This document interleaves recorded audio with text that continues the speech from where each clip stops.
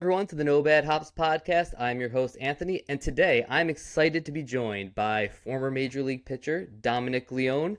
Dominic, thanks for being here with me. What's going on, Anthony? How are you doing? Glad to have it. Glad to be on. Glad to have a chance to talk. Yeah, absolutely. I came across your Instagram page, and you are not the typical former big leaguer. You're out there. You're posting. You're talking. You're showing all sides of your personality out there. And I was like, this seems like a cool guy to talk to. So let's have him on. Let's have a beer and let's talk a little bit. So I'm glad we were able to I connect and appreciate do it. this. Yeah, no doubt, man. Like I said, I appreciate it. Yeah, you give me a chance to, kind of tell my story, and we'll have some fun doing it. Absolutely. Well, before we get started, it is a baseball and beer podcast. So, what are you drinking tonight? All right, so I scoured. I live in Charleston, South Carolina, so I scoured the Low Country looking for one of my favorite beers. I've got a local beer. It's an Edmonds Oast. It is the apple cider donut beer. Um, they're a nice local brewery down here that they produce a lot of really good stuff. So I went with a little seasonal one as well. Absolutely, yeah. No, that's awesome. Yeah, sometimes their things make it up to Jersey, and their beers have been very Yeah, good. okay, So, yeah, good choice. good. Nice. All right. Can't go wrong. No, Can't go wrong. What do you got? I I went. We're the baseball podcast. I try to always have a baseball beer on hand. So one of my There you friends go. lives out in California, and he sent me one of my favorite beers. It's called 394 Pale Ale. It's a good old tribute to Tony Very Gwynn. nice. Uh, Very it's a nice nice. pale ale, but it's delicious. It's easy to drink, and I wish they had it back out in New Jersey because I would it would be my fridge would be stocked with it. There you go. They don't distribute that far, huh? Was it only San Diego They area? used to come out to New York, New Jersey, but they kind of stopped doing that, and now it's really just local California, distribution. So you can kind of find it there, a little Gotcha. bit of more out in the area, but yeah, I gotta have people ship it to me now. Oh, there you go. Well, hey, not a bad thing. You got good friends. Absolutely, yeah. That's one good thing about being on the gram. You meet people from all over, and make some good connections. So uh, There you let's go. get these open and let's see. Sounds good. Cheers. Cheers.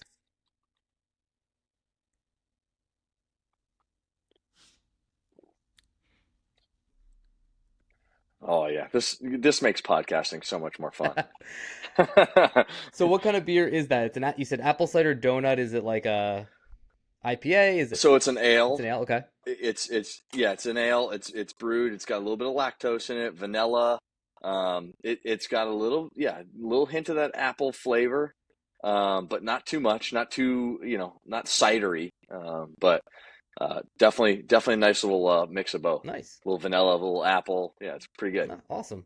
Now, are you usually a beer drinker, or are you a wine drinker, or a cocktail? Are what's your usual like beer or thing to do? It depends. It depends on the scenario. It depends on the occasion. I'm a big wine fan. I'm Italian. My heritage is Italian, so I like the red wine. Um, but I've dabbled in a little bit of everything. I enjoy tequila. I enjoy whiskey. I enjoy cocktails and all sorts of stuff. So, like I said, it's very occasion dependent. Cool. I am also Italian, so the red wine, is usually flowing as Beautiful. well.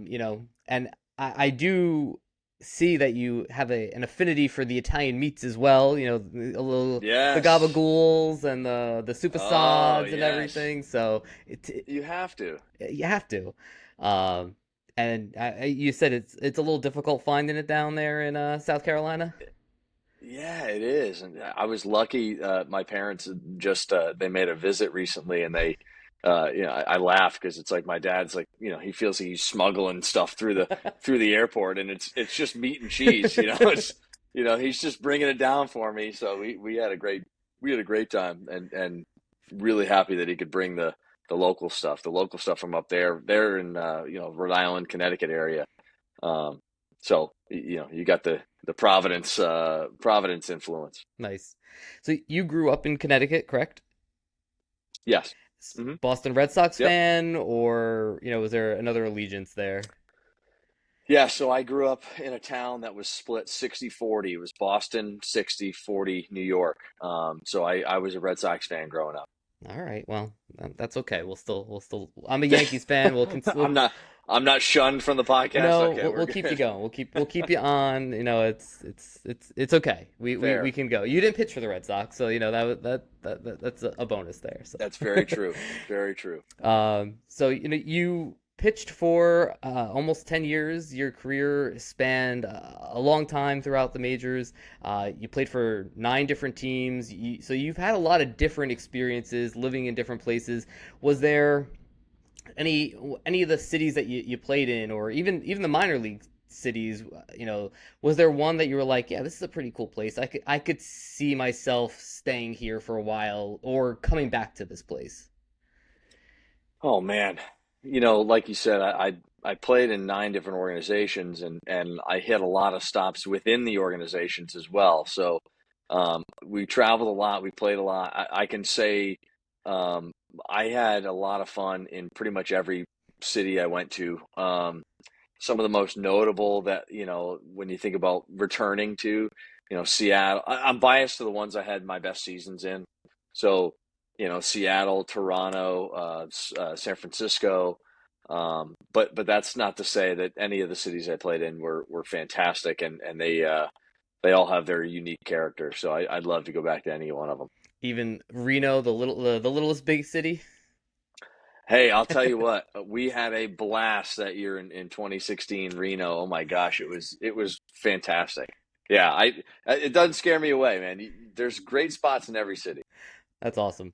Yeah, I'm one of those people, like, I go on vacation somewhere, like, oh, I would totally I could totally see myself living here. Lately I've had Yeah, some major league, I've done a lot of the ballparks, but there's been a few I'm like, I don't think I need Atlanta. Atlanta might not be for me, but Seattle, one of really? my favorites. Wow. Okay. Yeah, yeah. I was gonna say, Atlanta's got it's very modern. It's very very new age. There's a lot going on, a Yeah. lot of fun things to do around the ballpark. Yeah, Seattle though. I mean, the Pacific Northwest is one of the most beautiful places that's never talked about. I feel like, at least on the East Coast, here, it's one that it gets a bad rap, and I always tell people, I'm like, no, it was one of the most beautiful summers I've ever had. Yeah, it definitely does. I think you just think of the gray and the rain and gloomy days, but and I'm sure there is a lot of that as well. But the Right. summers in Seattle, you get those beautiful days, Oh the man, view of the mountains. It's that it's really a great mid city. mid 70s, sunny, not a cloud in the sky. I mean, it's gorgeous. Yeah, no humidity. You're not sweating. It Yeah, exactly. I think Seattle, would be one of my go-to places. If I had to pick up Well, and move, it'd be Seattle. yeah. Well, definitely not a bad choice, no doubt. So growing up in Connecticut, was baseball your only sport? Did you play others? Or was it full on for baseball?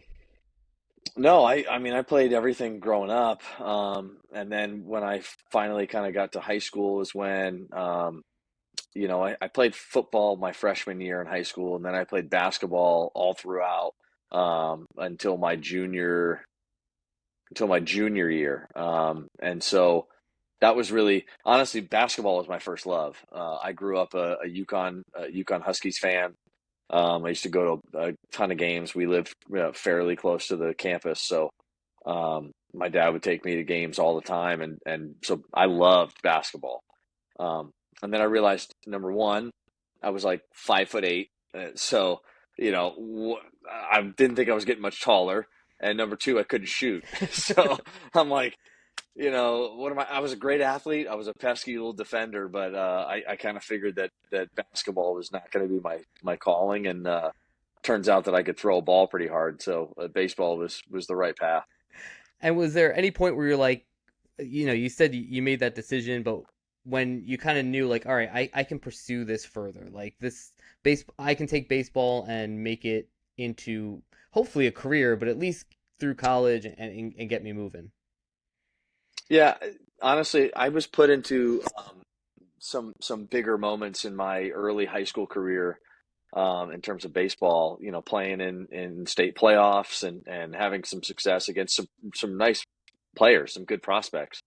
What people don't realize is the Northeast, especially around that, mid, mid 2000s, 2010s, had a lot of really, really good prospects come out of that area. I remember my sophomore year in high school, I pitched against Matt Harvey while he was a senior, and he had every pro scout, college scout, everybody in attendance. And then there's little old me, just getting a chance to start, and I threw a really good game against him. And so, I had those opportunities that got me some exposure, and really started to kind of get the wheels turning in terms of, hey, like this could be something that turns into after high school and after college even. Yeah. And you didn't get drafted out of high school. You had, you chose to go to Clemson. Were there a lot of offers on the Mm-hmm. table? Like, what made you decide Clemson was the place that you wanted to go? It's funny. I had a lot of smaller Northeast schools, like everybody does up there. UConn and I think Boston College were my two big ones. Um, but I always told myself, I was like, man, if I get an opportunity to go out of state somewhere, like a big school and try and prove myself, I would love to try and do that. And so I went to a national showcase and I performed really well. And I got back in the locker room and I had like five or six different phone calls from different schools. And so that were out of the Northeast region. And I said, well, yeah, I've got to look into these and take them up on that. And sure enough, Clemson was my first visit and I fell in love. And it was like, there's no other place I'm going. And now you're back in South Carolina, so obviously, Yeah. South Carolina was had a pull towards you. Yeah, it turned out to be the greatest decision of my life. I met my wife there, and I'm still down in this area. So Yeah.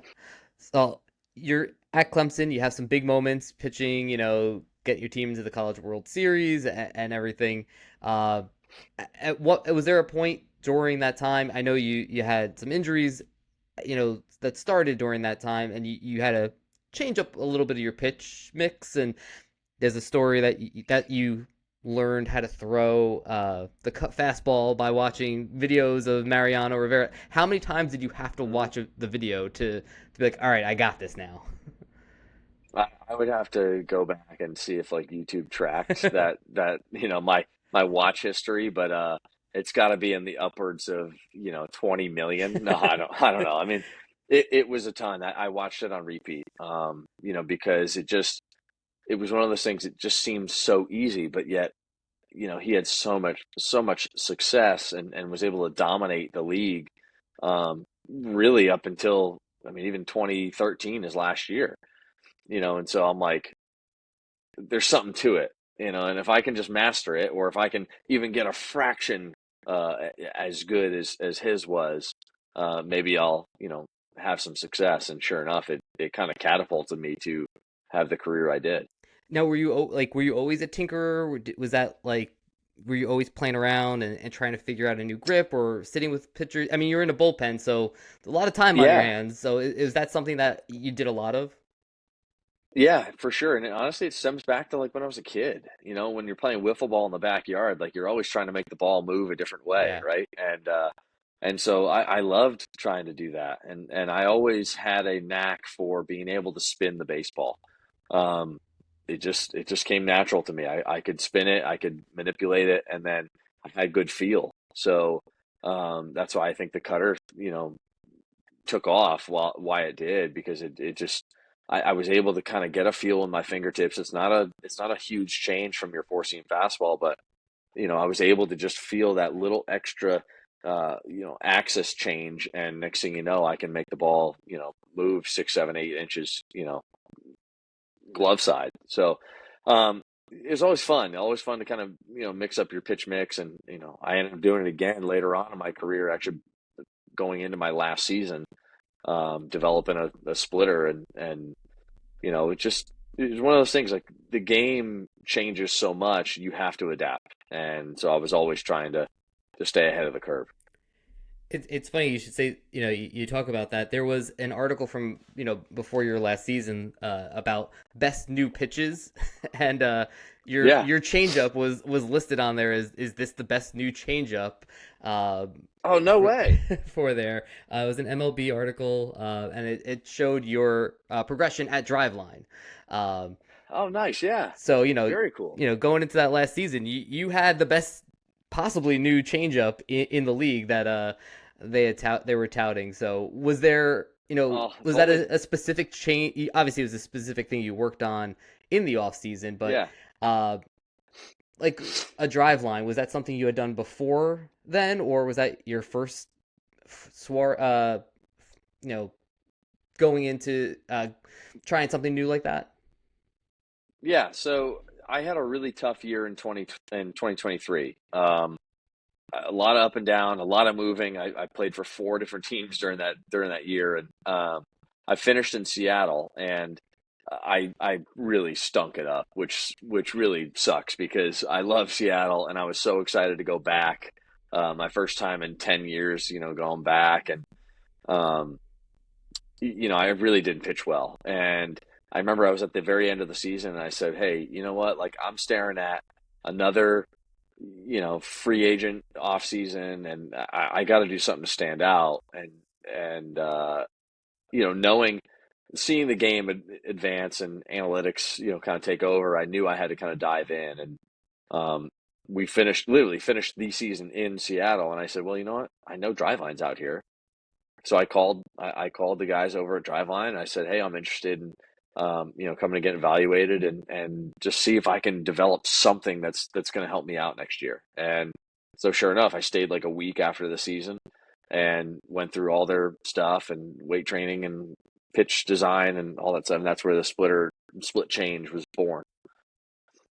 Very cool. So it was, you just mentioned analytics and that change, during your career, that was a huge thing that kind of evolved. A lot of a lot of teams had it going when you first came in, but as your career developed, it really became, the pitching labs and the drive lines and Yeah. every, were you ever hesitant about some of those things, or the numbers or the analytics, and diving into all that? Was there any hesitation, or were you like, yeah, let me get more information?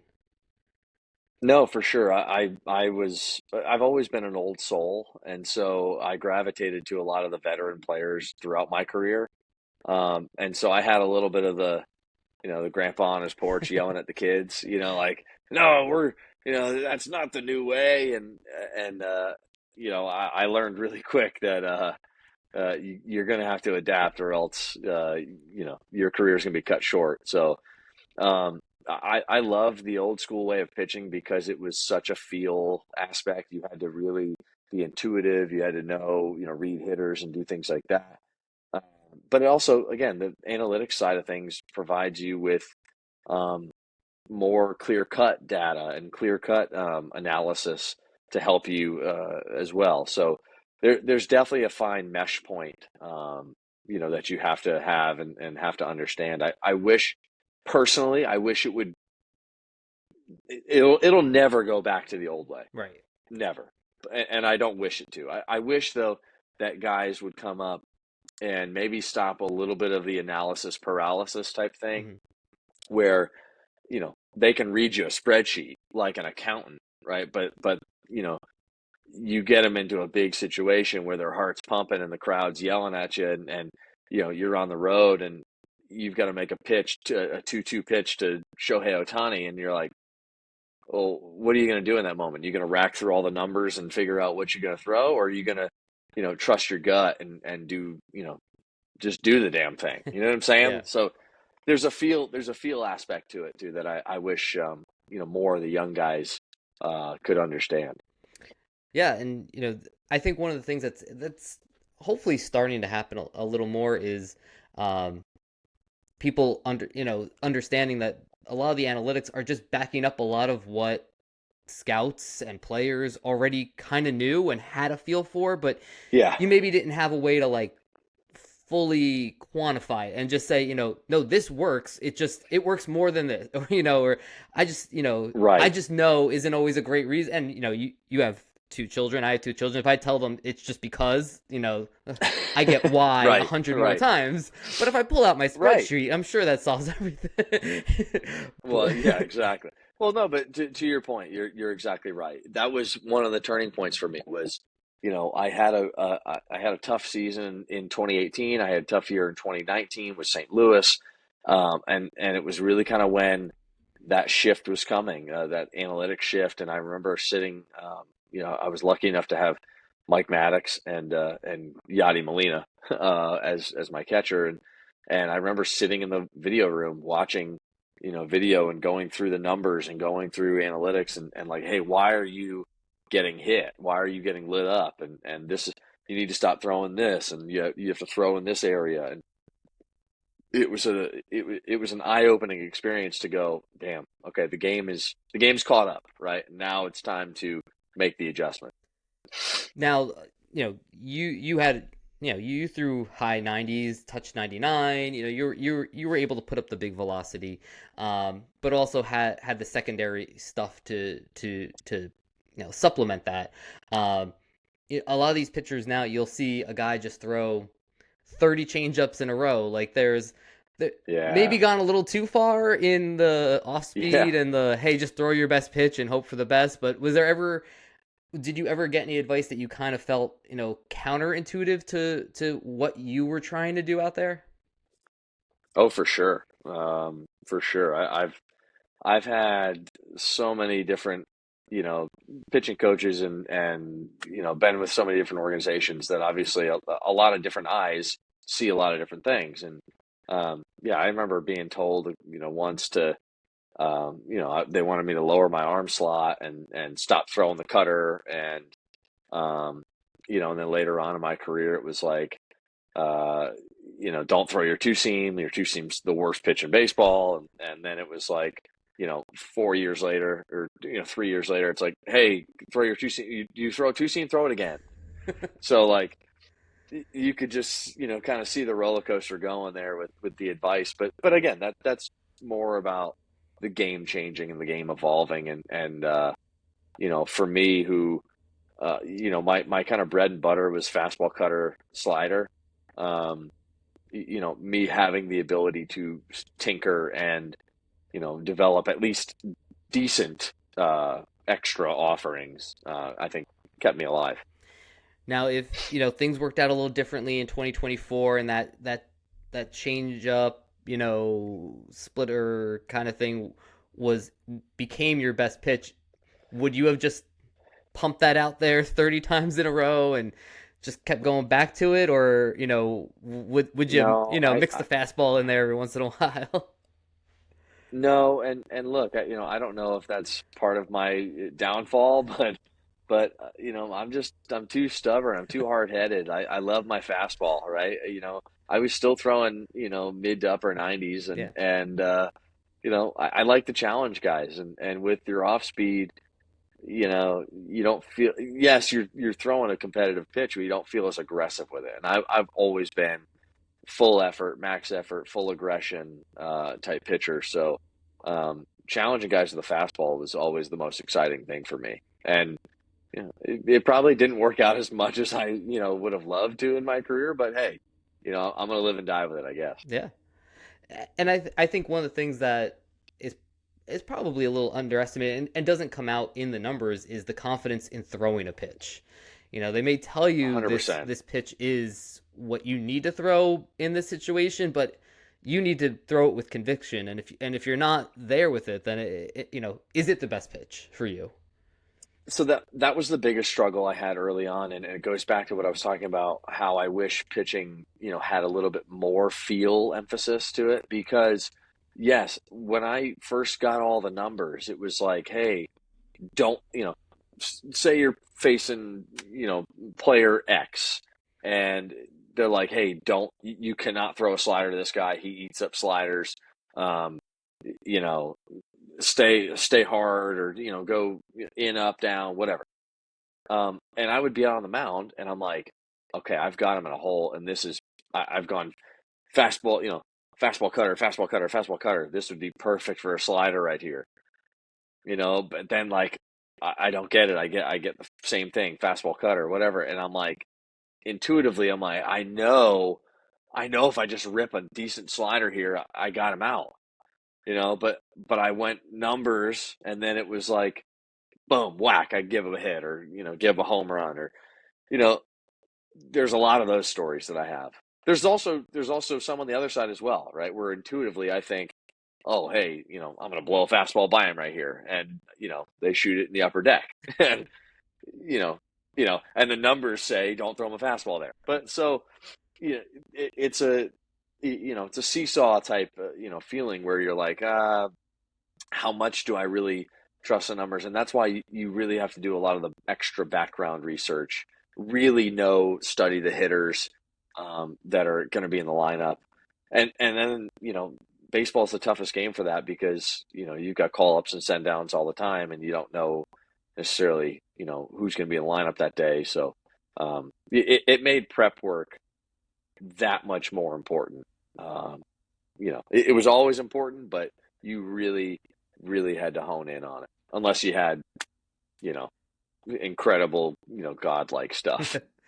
Yeah, I'm sure, that does change things a little bit, and it gives you a little more forgiveness on some of those things. But um, Yeah, with everything that is available, I think there is a certain need for that. Not being in the game, I would imagine you know getting the information and just being able to process it all beforehand is helpful. But once you get into the game, that's like you said, now it needs to take over like the confidence in what I'm doing, and all the preparations yeah, there.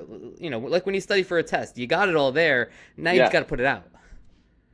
exactly. And that's where I find, and that, some of the coaches that I had later on in my career, what I found is the ones that can take the numbers and understand them and spit them back at you, number one, in layman's terms, but also in terms of a physical and simple adjustment, rather than just saying, hey, we want you to spin the ball more, or, we want more vertical movement.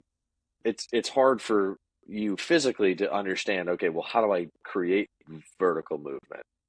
Maybe that's just me, I don't know, but the best pitching coaches I ended up having were guys that could break down those numbers. Hey, we want more vertical movement, and say, hey, what that looks like is, try getting your foot down, a little bit sooner and staying on top of the ball. And next thing you're pulling down through the seams, and boom, you create a little extra more vert. So the ones that can really kind of,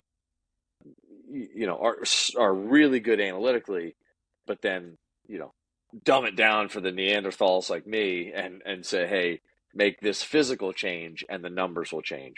Those are the best. I mean, when you just explained it, I understood it, and I haven't thrown a There baseball, you go. and I haven't thrown a baseball other than to 8-year-olds in a long time. So I understood the whole thing there. So that's you know, Good. so there you go. Uh, So you mentioned, all your stops. You said you had a great year in Toronto. 2017 was a very good year for you. Was Yeah. there, was at that point were you thinking, all right, I've established myself here. I'm a big leaguer, and you know, I don't need to worry about going down to the minors. I need to, I'm just coasting going forward. Like, what was there a point in your career where you're like, all right, I'm here. I'm a major leaguer, and I belong. Oh, too many times. Too many times. After my rookie season in Seattle, Yeah. I thought I was going to be a Mariner for life. I thought I was going to be, a staple in their bullpen. I thought I was going to be the Mariano Rivera of Seattle and be there forever, right? And how quickly it changes. And same thing in Toronto. It was like I came off a really good year and was really excited to get back. And I know the team underperformed a little bit that year, so I was looking forward to getting back into camp and kind of springboarding to next season. And then it's like, oh, well, okay, thanks for everything. You're traded, and you're like, oh crap, now I gotta build all that kind of repertoire, build all that reputation back up with a different team and a different organization. And yeah, my God, there's ton. San Francisco, same thing. I had a really good 2021, came out in 2022, and pitched really well the first couple months, and then it was like, I started to skid a little bit, and all of a sudden, I was back to square one, and was expendable, and that's, I think, part of the thing about baseball and the business side of things that you have to understand as a player is that um, there's always somebody, right behind you. There's always somebody breathing down your neck. Um, and so the more you can just kind of brush that off and not worry about it and just really hone in and focus on what you do and what you can control, those are the guys that stay successful and have those long careers. Yeah. You mentioned you got traded in 2018 to St. Louis. Uh, you get hurt in May and you miss most of the season. And you've talked about it on Instagram and other podcasts that was a difficult time for you there. Yeah. What was what was that moment like for you? Where were you mentally and everything at that point? Whew. In a very, very dark spot. Very bad spot. It was a lot of fear of the unknown. First time I'd really been hurt in my career, and kind of a bizarre and scary injury. I know I've talked about this a little bit, but it was like, I got hurt, and it felt like, at the time, it felt like almost a muscle tear when I was on the mound. And I come off the mound, and they check me out, and they can't quite figure out what it is, and they're like, just take the night, come in tomorrow, we'll evaluate. And I remember I went home, and I'm freaking out. I'm like, oh my gosh, I just got hurt. Like, what is this injury? And I remember my arm starting to go numb. I mean, from the top of my shoulder all the way down. I mean, all the way down through my bicep, all the way down through my forearm, all the way down through my fingers. I lost feeling my whole arm. And so I'm starting to panic. I'm like, do I go to the hospital? Like what's happening here? And so a lot of the fear of the unknown, of a bizarre injury, and then just, I think the pressures of the game, and the up and the down, like we just talked about. I think it all started to really kind of pile on, and unfortunately, really kind of dumped me in a bad spot. Now at that point, you're in that spot. Is there does the team have resources for players? Do you is it something you talk about in the clubhouse with other players, or is there still that taboo of the mental side, not exposing those fears and that anxiety and whatever it may be at those moments? I'm very glad to say that it has evolved to where there is no longer that taboo, because I think, you've seen some tragic stories. You've seen a lot of negativity. I mean, the game itself is built around failure, and the fact that nobody has acknowledged that, and um, it doesn't make you weak. It doesn't make you any lesser of a player, but um, you got to realize what it does to your psyche, Yeah. especially, and I'm just thinking of like hitters, because it's easy to, we go back to statistics, when you fail, when you fail 7 out of 10 times, and you're told that, you're doing great. It's like, what? Like, how, the wires in your brain don't, compute that. Um, you know, every team has resources. I know the MLB and the Players Association, and a lot of these organizations are pushing to continue to advance the resources that are available to guys, and it's probably one of the most crucial pieces for the game. You have to have it, because if you don't, you're gonna, especially in today's day and age of social media and access to players. Um, there's there's hate in the world. There's hate everywhere, Yeah. and it extends to all avenues, all areas, um, and unfortunately for guys that are on a pedestal and in the limelight, it can turn on you pretty quickly. So it's really awesome that MLB and each team are really working hard to develop as many outlets and resources for guys as possible. I would imagine that, as you said, baseball is such a game of failure that you would think that there is such there would be that built-in system to be there, not just be mentally tough, you're fine, kind of thing, but Yeah, to pick other players up and that support system in that kind of situation when there may be a lot of guys who just felt so alone in those moments and just like kind of lost, as you kind of yeah. said. I know too many players that were like that. I mean, me being one of them. It's just one of those things that like you really need a friend and you really need an ally, and it's a tight knit fraternity. Major League Baseball. The statistic is, if you put every Major League Baseball player in a stadium, they wouldn't even fill it up, right? Um, it's a small fraternity of players that we all need to have each other's back because we've all gone through similar fights, similar struggles, similar adversity, and um, banding kind of together to eliminate some of these mental struggles is crucial. Yeah, I would, was there anybody in your career, another player that, or, front office or coaching staff member, that was able to kind of help you through those moments, that was kind of mentor like to you, at any point in your career, whether young or older, and you're transitioning from one part of your career to another. uh, who were those players that kind of, or coaches that kind of, stepped up in your life? There were too many. Like I said, being in 10 different organizations, nine in the big leagues. You make a lot of friends, you network. Um, but some that I can think of off the top of my head, I talk about it on my Instagram. Adam Wainwright is one. When I was in St. Louis that year in 2018, he was rehabbing at the same time, and I tell the story that I mean, if he wasn't there, I don't know where I'd be.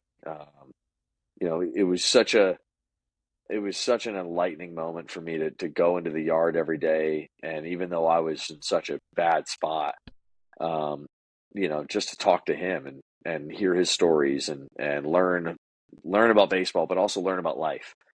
Adam's a genuinely great guy, uh, family man of faith. So he was able to just kind of speak some positivity, into my life, and I did the same to him. I in turn, kind of helped him through his grind of his injury, and next thing you know, he pitches for uh, what 4 or 5 more years, and has a Hall of Fame worthy case. So um, he's probably the one that stands out the most. But I know I'm not doing anybody else any justice by forgetting. But there were so many people that helped and that reached out and told their story and helped me through my struggles.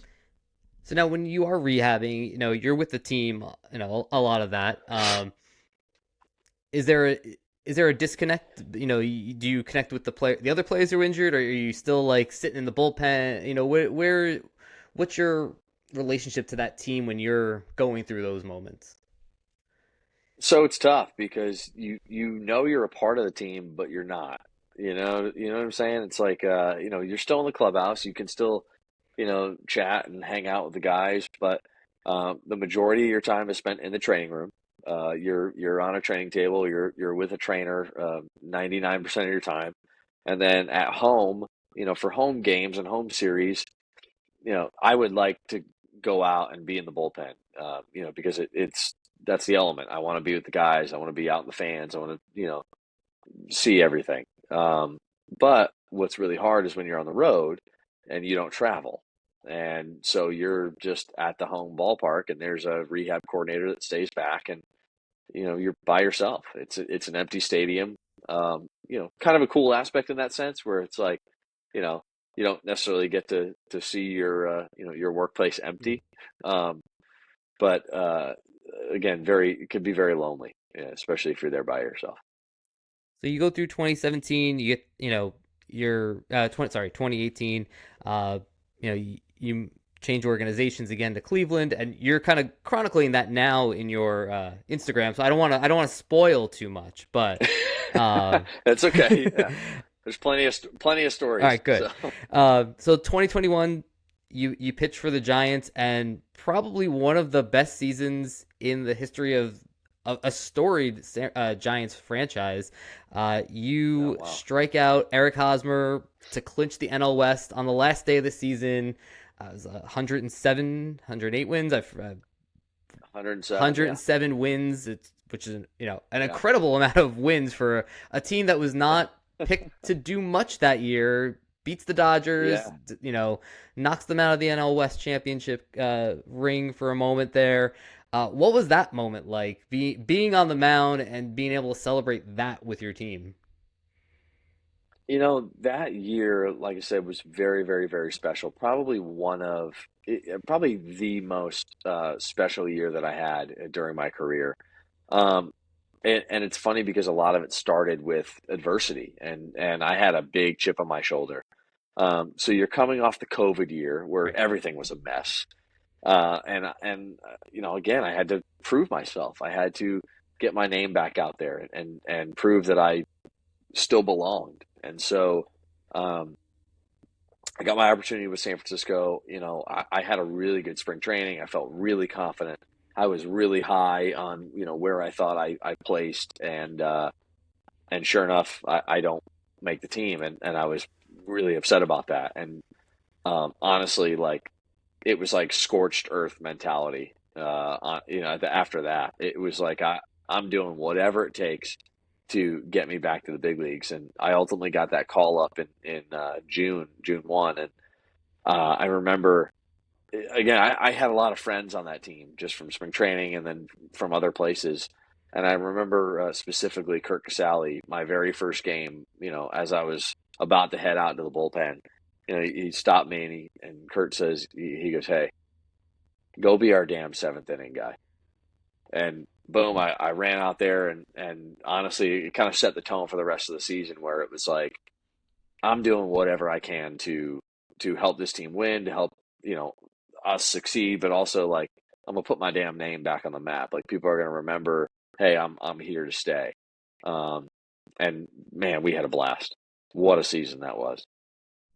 Yeah, I mean, you know, as I said before, unexpected a little bit. Well, Yeah. from a pundit and baseball writer, predicting where teams are going to be. I'm sure you don't enter a season saying, "All right, well, we're a 72 win team," but Right, right. you go, you have a great season.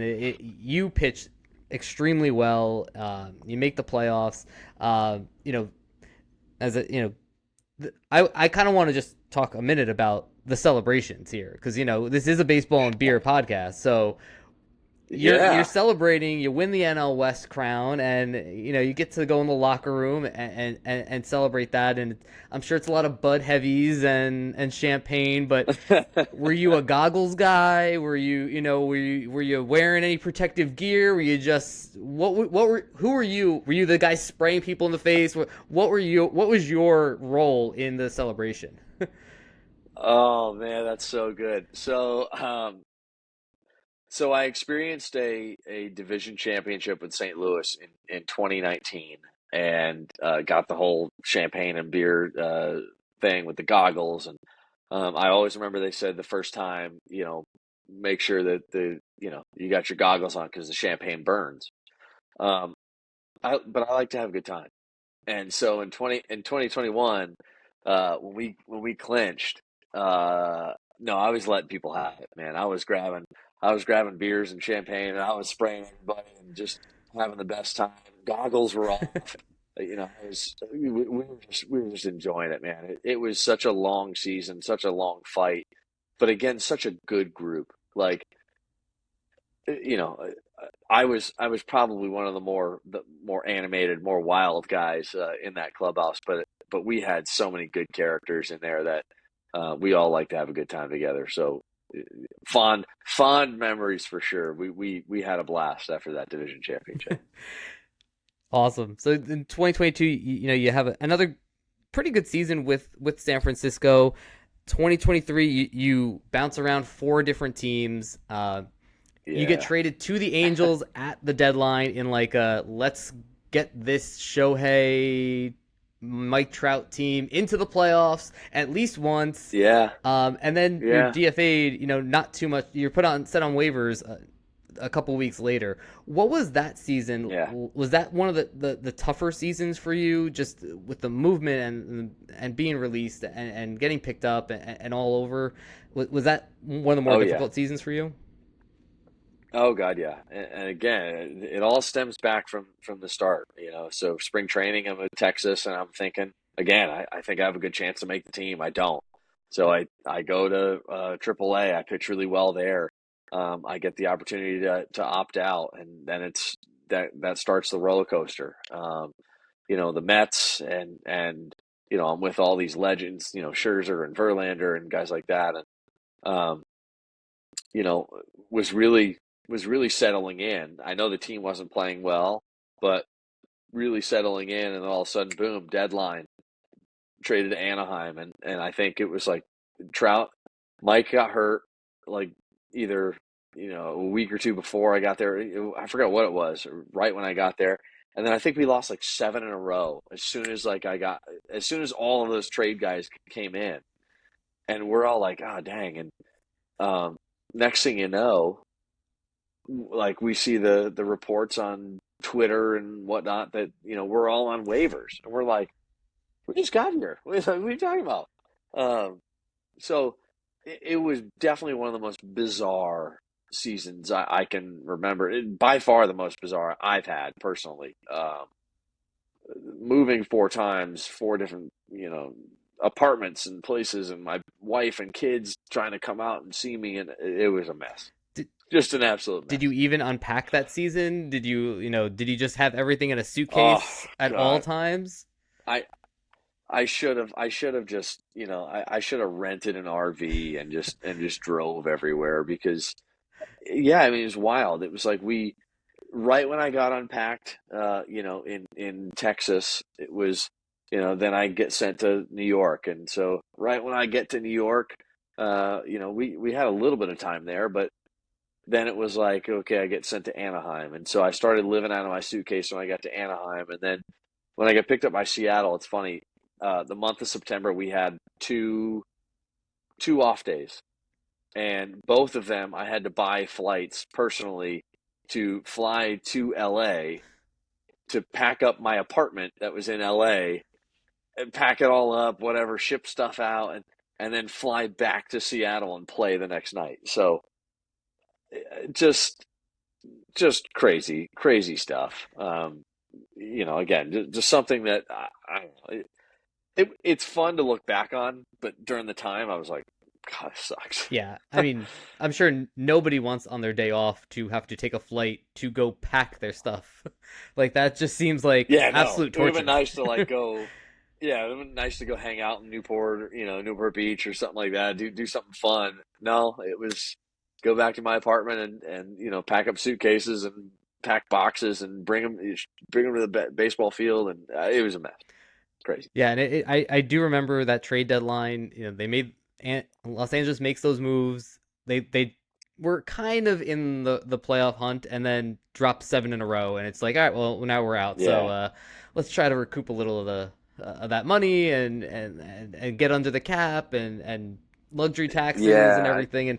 And it was a surprise to see every one of their deadline pickups, like yourself, all yeah. getting sent somewhere else at that moment. Yeah, it honestly it was really bizarre is the only word for it. So you seem, you're a lot of people have their jersey number. Uh, Yeah. you seem to settle in between number 50 and 55. Was there any, you wore 52 Yeah. quite a lot. That was a popular number for Yeah. you. Was there any, reasoning behind the numbers? Did you just get one time? You're like, I'll stay around there.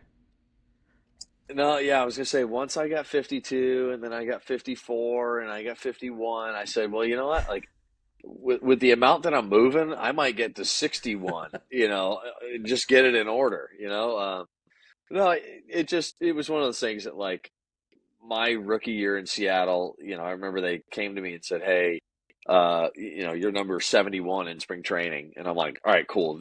I'm just happy I have a number, right?" And I thought whenever I was getting close to potentially making the team, they said, "Hey, do you want to keep 71 or would you like to change?" And I said, "Well." I was like, I'll take a look, like 71 is not the coolest looking number, at least in my eyes. But so I remember I looked at the list and, I knew this because I did it. I made this mistake in college. I was the starting pitcher in college and they gave me the list for numbers, and I picked number 6 and like a position player number. You know what I'm saying? Like I didn't understand the hierarchy and like where, certain positions had numbers. And so Um, I was like, okay, I have to, I got to stay in the upper numbers. And, um, at the time I was like, well, 50s look cool. And so I just kind of landed on 52 and said, hey, screw it. I'll take it if I make it there. And sure enough, I did. And so then, the rest of my career, I just tried to stay consistent. Well, I mean, Randy Johnson was 51, so you were just like one ahead of him. So, that is, Yeah. It's funny. I was really hoping, that they would take that one out of the rafters for me, but, uh, it's all right. It's fine. 52 is okay. and I was watching football the other day and I was like, all these wide receivers and are wearing number 6 and these linemen are wearing all single digit numbers. It's so confusing from, back in the day playing Madden football, you knew who was who Yeah, by what numbers they were wearing. And now, I don't know, you're everybody looks the same. They're all the same player. It's just, I yeah, don't know what position you yeah. play. Your defensive linemen were all in the 90s. Your offensive linemen were in the 60s and Yep. 70s. I mean, yeah. I mean, I get it. I'm with you. And I don't know. Maybe that's the old school traditionalist in us, but yeah, that was my thought process. Just hey, just try and stay around the same number. Don't get in Yeah. trouble. I mean, my favorite number was always number 10, but I was a small kid, so the jersey numbers ran with the sizes, so I was always 3, Right. 4. Same. Yeah, same. I was 1 in high school, and it was like, yeah, I was skinny. I was small, so I always had the low numbers. And then it's like, I remember they gave me I think I was number 12 my very first year I got drafted, in Everett, Washington. But I remember trying on jerseys, and I had like they're like, all right, here's number 46, and I tried it on. And I was swimming in it. It was like a robe. I was like, dude, come on. I was like, I gotta have a lower number than this. So Well, it's good. luckily It's worked good to out. see the minor leagues work just like my town's little league program. So that's good to know. Yeah, yeah, yeah, literally, yeah. Hey, go pick a jersey out of the bin. So 2024 is your last season in the majors. You were on the White Sox, which famously it was a historically bad White Sox team. Uh, Yeah, yeah. did and you were injured in May, so you weren't with you weren't fully pitching throughout that season. Was there a moment? What was it like being with a team that wins 41 games in a season? Was there ever a moment where you guys were like this? Yeah, this is not good. You're gonna think I'm crazy when I say this, but it was actually great. It was great. Look, I have to say that yes, obviously it was historically bad, and we there were a lot of low points, man. It was tough, as a unit to show up to the yard, but um, that clubhouse, those guys, the people in the organization, they were working their ass Yeah. off, and the players for sure. We were all working our ass off. We all had one goal in mind. It wasn't like there was a bad chemistry or bad eggs in that clubhouse. We were all pulling in the same direction. We just could not get it done on the field. we were we just could not get it done. So it's one of those kind of unfortunate things that you get to a point in the season where you're just like, man, how many times am I going to smash my head in this wall and lose the battle, Um, and it's funny because I was one that I was trying to pick the vibes up. I was trying to be a guy that people could lean on, whether it was just laughing after the game or picking somebody up in a bad spot or whatever it is. I was trying to be that guy, and and then also on the field, I probably took on a little bit more than I should have. I remember before I got hurt, we were in St. Louis. I think I was like 17 out of 31 games or something like that to start the year, which is astronomically high. And that probably led to a little bit of the injury, but that was partly my doing as well, where I was trying to inspire guys. Hey, like get out there, take the ball. Like I know we're getting our ass kicked, but keep showing up. Keep showing up because you never know what's going to happen. We might turn this thing around, and unfortunately, we just never did. No, that you know, Historically, no, historically we did no, not. but Yeah, so there yeah, is, it's interesting you said that.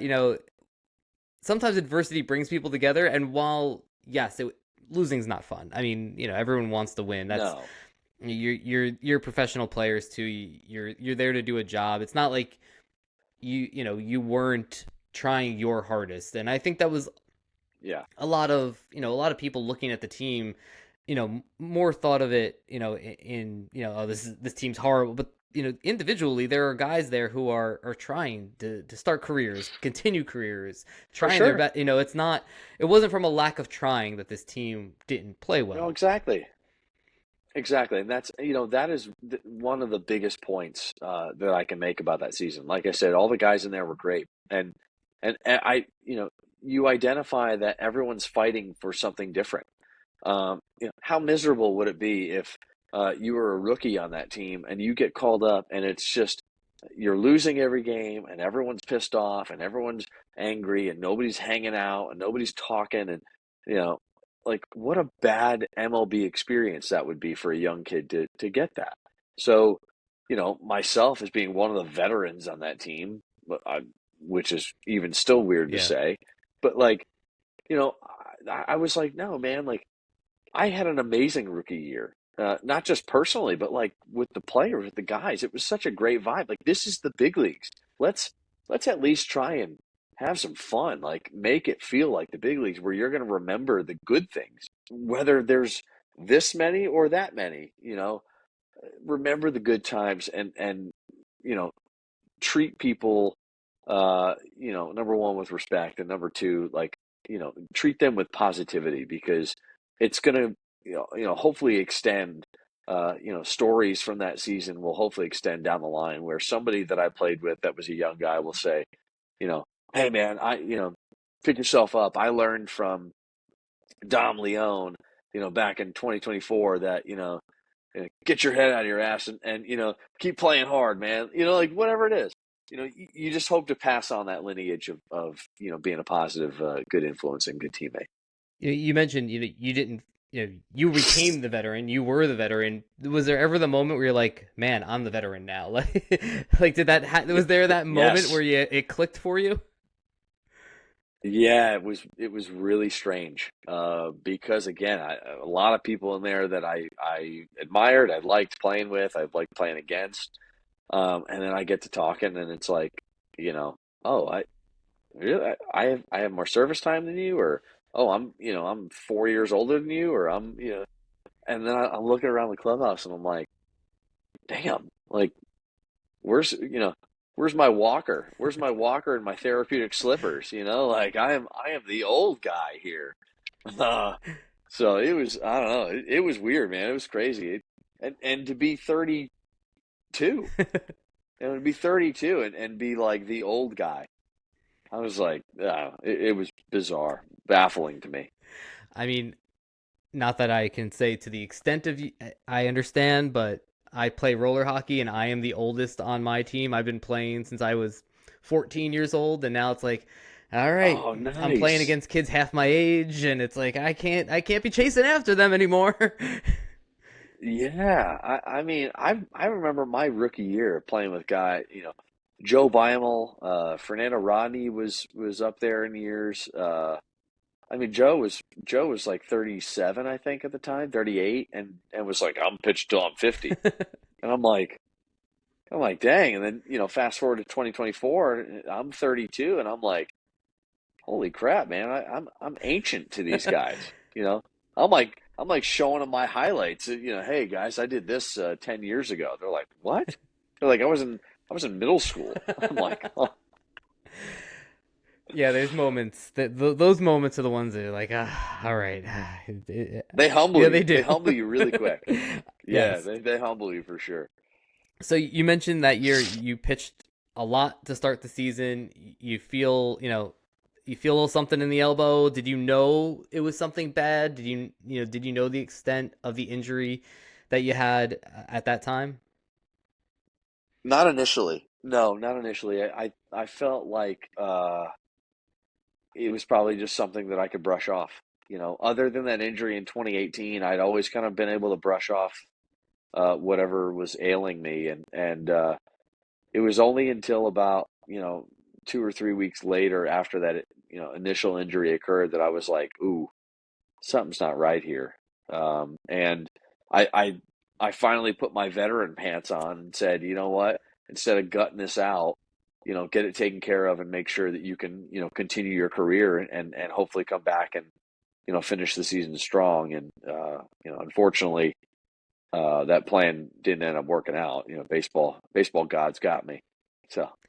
So was there, what was that moment like for you where you're kind of like, all right, uh, the injury's gonna end this season, and I don't think I want to come back to this. I think I'm ready.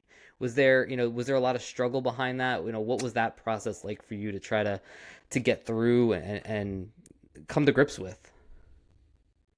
Yeah, it was tough. Even the rehab that I did out in Arizona was hard. I was motivated and I knew I wanted to get back, but I also knew that if I started to understand the reality of things, I understood the reality of the free agent market.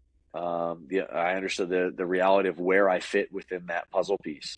Um, I saw how the game was changing. I saw a lot of the different factors, and then I said, if this is the worst, if this is going to be Tommy John, or um, it's a 14 to 16 month recovery. By the time I come back, I'll be 34 off of a season. And so like it started to add up in my mind. And so the motivation was still there. I still worked my ass off to try and get back, and I did. And I pitched, I think, 1 or 2 games in Oakland when I first got back, and then all of a sudden I started to feel the injury again, and I was like, ooh, I was like, something's not right, and I told myself, I go, if I can just get through the remainder of the season, just get through, be productive, we'll figure this out. And it just so happened that that game against your Yankees, of course, you know, it just so happened that I got lit up. I was kind of getting knocked around the yard, and my arm was just killing every pitch, every pitch, every pitch, every pitch. And I'm sure the training staff will, they'll rot hearing this story, but that's just who I was. Like I didn't want to come off the field ever. I was going to give it everything I had. Um, but it was killing me. And then I throw that final pitch against Gleyber Torres and walk him, and I slipped. I slip, I fall, and I'm just staring into the dirt on a knee, and my arm is just throbbing in pain. And I honestly, if a weight was lifted off of me at that point, and I just looked on the ground and said, like, it's over. Like, this was it. This was your final go, your final punch, so to say. And um, called the trainers out and walked off, with a lot of emotion, and just, kind of was in the clubhouse, kind of a wreck. Yeah, I would imagine it's something you'd done for your entire life at that point, and to kind of feel that moment, the gravity behind it all, and as you said, a weight being lifted off doesn't always, while you may understand it at the moment, it's still a lot of still processing and going into it. Yeah. yeah, it was a deep feeling to just number one have that weight lifted off, knowing like, okay, this is your sign. This is your sign that it's over. But unfortunately, then it's like, yeah, you realize, okay, it's over. What I've done for the last 32 years, and put my blood, sweat, tears, soul, passion, everything into, it's over. So it was a tough moment. But it also gave me the clarity to make the decision to walk away. A lot of players would tell you that being able to decide your future in baseball is borderline impossible. You know, how many guys have had their retirement tour? You know what I'm saying? The game is normally just ripped out from underneath you. And so at this moment, yes, would I have gotten another job? I don't know. Would I have gone through the surgery and come back? Who knows? But I had an opportunity to make my decision, make my choice, and go out on somewhat my terms. Yeah. So now, if Team Italy comes calling for the WBC, Oh we need a man, bullpen arm. what do they want? We need the Dominator What do they want me back. to do? I'll be the bullpen coach, man. I'll answer the phone. I'll keep it loose down there. Trust me, those guys will be having a blast. Um, yeah, I don't know how many bullets I got left. So here's the thing. I never had the arm fixed. I had two questions for the doctor when I went in. I said, hey, I go, will I be able to live a normal life, play with my kids, just be normal? And he goes, yeah, you should be fine. He goes, you might have the occasional ache and pain, but you'll be good. I said, okay, great. That's number one. I said, number two, I go, can I still play golf? And he was like, yeah, you should be fine. You should be good. I said, all right, great. Not having the surgery done. I made my decision. I'm retiring. So, yeah, I don't know how many bullets I got left. I don't know that. I would hate to do my home country, wrong by coming out and saying I can do it. I mean, there's probably a lot of gabagool in it for you. Even Try. as a coach, you know. I was gonna say, look, I never said I wouldn't coach, but yeah, my God, the fantastic food, the fantastic wine. Oh my God, you wouldn't be able to beat it. Well, You would not be able to I beat am it. petitioning for you to be the bullpen coach, the pitching coach, bullpen coach, either one for Team Italy. Whatever they need, Whatever you need. whatever I whatever they need, they'll call me. I'll figure it out. We'll talk. Yeah, I mean, I don't know how many other pitchers have an Italian last name as good as yours, so I feel like you're high in the pecking order on this. What's okay? What's bizarre? People think my last name's French because I got the extra I got the e on the but I'm like that yeah Leone and I'm like no, it's not Leone, it's Leone. Punt done. Leone. Stop. I don't know. Maybe I should throw some accents in there or something. Make it look a little bit more, or add a couple extra vowels at the end. I Yeah, don't know. you need. Do I something. think you need more vowels. I think that would really Okay. solidify Okay. it for you. So if you Okay. can work a couple more in there, maybe an I, and then Yeah, I was gonna say yeah, Leon Angelo or something. drop the E, add the I, and really lean into Leone. Then I think you might be able to manage the Yeah. team. You Okay. might be able to manage Team Italy at that point. Yeah. I was gonna say they might give my citizenship and I just they just moved me. They moved me over there if I add a couple more vowels Yeah, on. Mike Move Piazza me and might my have something family. to say about this, but other than that, Yeah, well, I certainly would not want to, step on his toes absolutely and not. to He's a get in big his guy. way. So, yeah, no, I'm not messing with No. him. So you announce your retirement, and now what are the next steps? What is the next? You're a young guy, even though you're an old man in baseball. According to Yeah, people, right. you're the veteran. But what's next for Dominic? It's funny. I'm still trying to figure that out. The content world is somewhere that I was kind of pushed towards. I went to the MLBPA Career Summit, and what I got out of that weekend, it was a great weekend. And what I got out of it though was that speaking and broadcasting and radio and TV and media was somewhere I excelled. Um, and so I kind of just I got the idea to jump in, and among other social media outlet things, I've just kind of dove in, see what it could bring, and see what doors it could open. Um, I know it's kind of the new age thing. I never thought I'd be on social media talking like I am, and putting out videos and things like I am, but it's fun. I always liked doing that type of stuff in the clubhouse, and like I said, having fun, trying to be positive. Why not bring it to social media, and also then create community amongst baseball players to show like, hey man, like we're human. I can sit here on a podcast and have a beer with you and talk all the good things, and you know, yeah, I'm not stuck up or stuffy, or drinking my beer out of a fancy glass, right? It's out of the can. We're two in the same here. I would We're not we're knock just having you a good for time. drinking it out of a fancy glass either way. Fancy glasses are all Look, about craft beer is all about fancy glasses. So I would not have knocked that there at are all. times for it. There are Exactly. times for it, but you get I what I'm get it. saying. Yeah, It's absolutely. just trying to create the human aspect of, hey, yes, you've seen me in a uniform, you've seen me in a lot of uniforms, but I've got a lot more interests.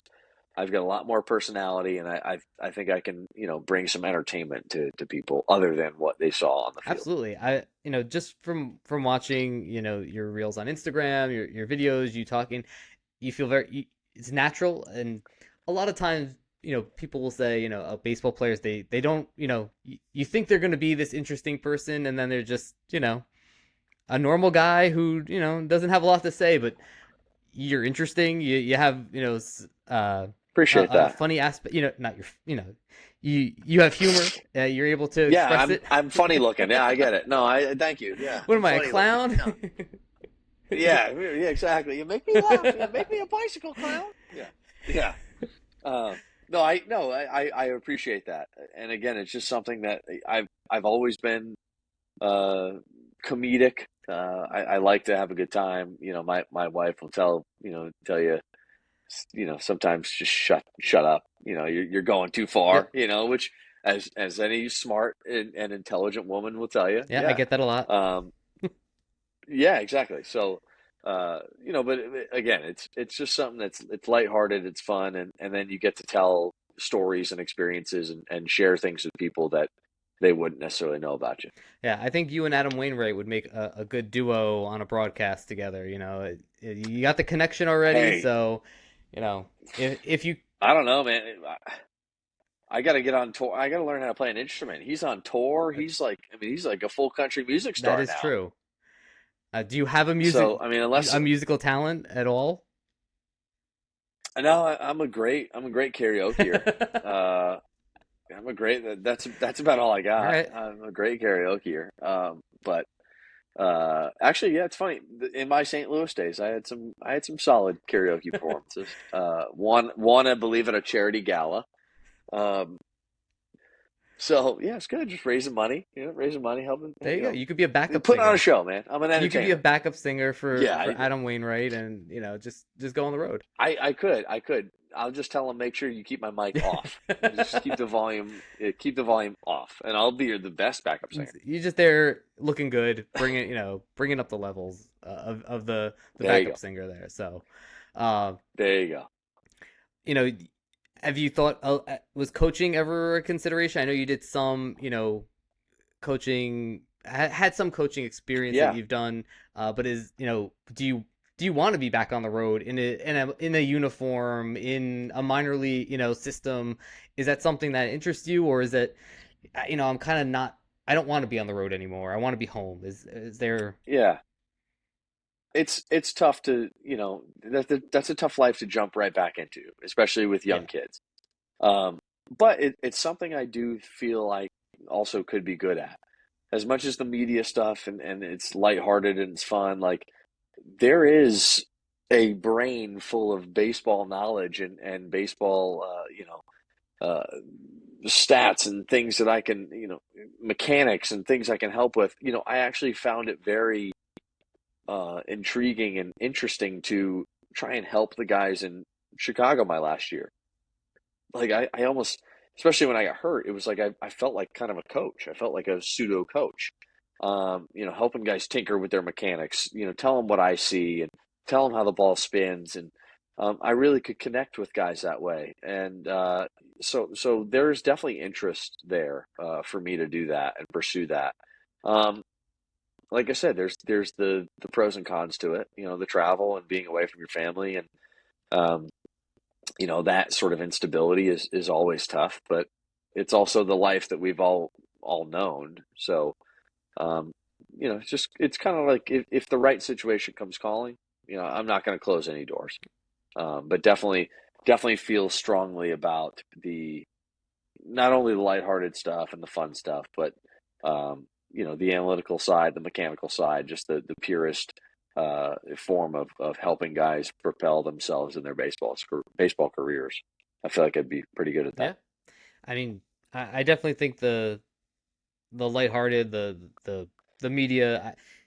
There's MLB studios up here in New Jersey, so if you ever decide to that's where you Yeah. need to be, let me know, and I'll show you the good beer Okay. spots I around will. here. Yeah, I think you'd be a I was great gonna say network analysis guy, being the we'll fun do a guy. live we'll do a live podcast. Absolutely. Um, before you go, I do have a couple like baseball-y questions for you. I mean, I know we talked to your career, Yeah. Sure. but you hear a lot right now about pitch tipping. Yeah. Is somebody tipping their pitches every pitch, or is it or right now are we just in a moment where everyone thinks they can see something, or if something's going wrong, you just that's the go-to at this moment. So I'm trying to think the best way to answer this. So I do think guys tip. Um, I was one during my career that I did tip. Um, where I think analytics has gotten so good is, when you go in your scouting reports as a pitcher and you get the breakdown, the other team has that same, they know the numbers, they know what's going to happen, so they can then predict, they can kind of predict what guys will do. I mean, as a reliever, you get, 60, 70 chances a year, at most. And so your tendencies are really highlighted when you go out for an inning, and you might not even subconsciously know. It's not necessarily that you're doing something different physically, but just from their analytic report that they have on you, your tendencies and your past couple games, they can you know they can pretty much predict, hey, like, he's a slider heavy guy, and against our top three hitters who are you know analytically weak against sliders, he's probably going to throw a lot of sliders, so look for the slider. Like, it just gives you a leg up. There's that game of chess now where, with all of the data that you have, it's really hard to be unpredictable. And then my second question is, right now it seems to be we're in the age of pitching. Pitching seems to be a bit more dominant. You look at averages, you look at, and that's the game as well. It's more hitting, swinging for the fences. We're okay with some strikeouts and things like that. But I think a lot of that's in the answer to, well, pitching's been dominant, and it's Yeah. do you feel do you see the swing coming back? It's always been a pendulum where pitching gets ahead, hitting comes back around. Like what will be the thing that kind of brings hitting back to get not the full advantage, but to kind of even the playing field a little bit more? I don't know. I don't think it ever will. I think that the pitching now. I will say that I think it will come back at some point when pitching velocities come down. Um, there's a threshold that you're going to hit. You can't throw 110. Your shoulder just physically cannot create that, or at least not yet. They haven't figured that out. But I just don't see where velocities continue to climb. I think velocities will have to come back down, and then as hitters, you know, continuously train and focus on hitting the higher level velocities, um, that average starts to creep up, and guys will be able to handle the 102, 103, 104. Um, you know, the movement aspect of pitching will always be there, and seems to be getting better. Guys being able to manipulate the ball and spin the ball like crazy is it's kind of crazy, baffling to watch.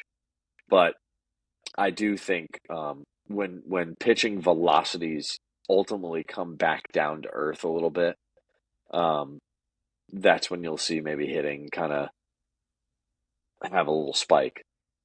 All right. Well, so we need pitchers to throw less hard. That'd be. No, see, that's the thing. It's not fun. Now, yeah, look, unless it's about injury, Yeah. if it has to do with injury, then yes, by all means, let's go back to, the era of the, 88, 92 sinker, sinker slider guy, like, or sinker, 12-6 curveball guy. Um, but for right now, it is pretty fun watching, Paul Skeens go out and throw 102 and the ball's going like Yeah. this, both ways. So, um, let's just say this. I'm glad to be sitting on the sidelines watching. I'm glad because to go out there and mosey out my what was 95, 96, and for it to be looking like a beach ball to guys, I'm like, man, I can't get it to go any Yeah. faster, you know. Oh. All right, last question. I'm a big hat guy. Minor league hats, is kind of one of the things that I really I love all the different ones that are out there. What was your favorite cap to Yeah. wear? Was there like ever a one off one or a minor league hat that like, all right, this is a cool one. I'd wear it again. Ooh, boy. I don't know that I have a favorite from when I played. Uh, I played again on a lot of different teams, triple A teams, double A teams. The Jackson Generals with Seattle had a nice, cool looking hat. Very simple hat. But it's well, actually, okay. So I posted some stuff today on my Instagram, and I'm wearing a minor league team baseball hat, and it is from my hometown in Norwich, Connecticut, and it was a Yankees affiliate for the longest time. They were called the Norwich All right. Navigators. And to me, one of the coolest looking hats, black, green, white, purple. They have like a nice mix, cool little alligator, logo. Um, yeah, so that's probably my favorite one. I've got two of their hats. I wear those a lot. But yeah, during when I played, Did you even notice the hat that was you on know, your head? Like sometimes you're just not like, all really. right, it's in the No, locker, it goes no, on my not head, that's really. it. Yeah, not really. It was, sometimes, you're dying to get out of, triple A or double A or single A, and you're just like, dude, come on, man. It's Star Wars Day. I'm I, wearing a I need to get Wookiee. out of I'm here. wearing a Wookiee jersey, and it's like Yeah, I just want right. to go. It's, I want to go to the majors. it's Taco Bell salsa night, and you're wearing, some crazy, uniform and hat combo, and yeah, I don't know. Don't get me wrong; those are fun. Those are funny to watch and be a part of. But at the same time, when your ultimate goal is during the time to get up there and get back to the big leagues, yeah, you're not thinking about the hat you got Yeah, on. I would imagine not. There's bigger things, bigger fish to fry at that moment, and What's your favorite? I have to ask. What's your favorite that you well, got? I have quite a few. The Wisconsin Timber Rattlers did a Yeah. bratwurst, like a Oktoberfest theme one. So it's a guy in a Okay. the leader hosen with a beer, anything beer related, I can really get behind. So the Asheville, Okay. uh, they had the Yeah. tourists. They are beer city. The hops, the Hillsborough hops. Hillsborough hops. Yeah. Those are all Yeah. cool. So It's funny seeing your sweatshirt just now. You kind of peeked out. Yeah. It made me think of the Aqua Everett Aqua socks. Yep. Sox. Yeah, the Aqua Sox. It was a great hat. Yes. I do remember that My one. son loves That was that a one. great Yeah, hat. he Nice. Okay, redrew the good. low. He's like, he loves lizards, turtles, so any of those, he's into. And he's like, Dad, I'm gonna draw this logo. I'm like, go for it. So Oh, now it's hanging nice. in my office. Yeah, So, heck yeah. um, Oh, really yeah. cool. So yeah, I That's think really it's really, cool. I love what they do. Do I think it might be going a little too far with the 90 different hats? Yes, it's definitely we need to make some money. I totally get it, but sometimes those logo designs are pretty awesome. Hey, yeah, no, they get creative. That's for sure. They definitely get creative. Yeah. Well, Dominic, this has been a great conversation. My beer's just about out here, so I should probably let Same. you go so that you can post something or Appreciate it. at least do something with your evening tonight. Oh man, I'm going to bed. Look, I got two young kids. I got to get to bed. I got a lot of content to put out tomorrow. So, uh, you know, such is life, right? Absolutely. Well, can you tell people where to follow you, where to find you, and anything else you want to mention, let people know about? Yeah. So, I'm on Instagram. DLeon26 is my main page. From there, you can find me on LTK. You can find me on TikTok now. I just kind of got on there. I'm trying to, catch up a little bit on that platform. But, and I'm on a bunch of podcasts. So hopefully people will listen to this and really enjoy our conversations and look to learn more about yourself and myself. So going forward, just I would encourage people to give me a follow and come along for the weird, wild, fun ride.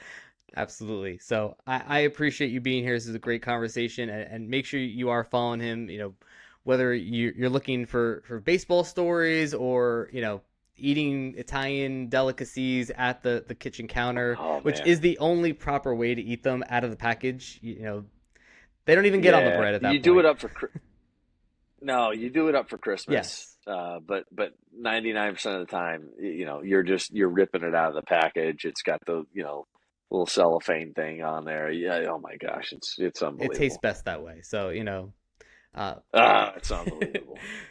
so thank you again for being here and for the No Bad Hops, we're going to be continuing our series and just pumping out more and more podcasts and content coming up. Lots of cool things on deck. So make sure you're following me at Major League Brews. You can follow the podcast at No Bad Hops on Instagram, and we look forward to it. And this will probably be the last one before the Christmas and holidays. So everyone have a great holiday, and we'll be back soon.